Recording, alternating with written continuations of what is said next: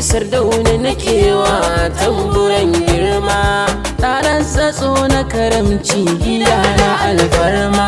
Mun shaida ya samu albarka gurin mama, to aiko ba ka taɓe ba, komai ka sanya a gaba ba ka ƙi ka kasa ba. Sardauna nake wa tamburana domin gwarzo ne, ido na waɗanda ba su san kashi na ga yatsu ne, ciki na mutane a samu kamar kasewa na dawa ne. Sardauna ka zamo hantsi wanda yake haske kuwa, tamburanka nake yi har da baiti na yi. Sardauna mai mulki kai dai muke koyi, ni na zirsa kwato waƙar ka yau na yi.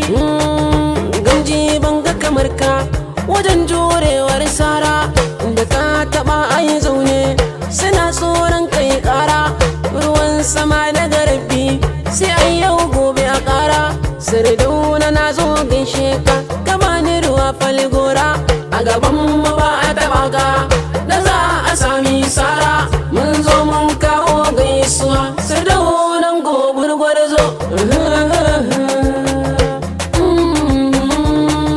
nan zan koma Sardauna ba dan na gaji ba, sai dan na ba da damar masu jiran ka a duba.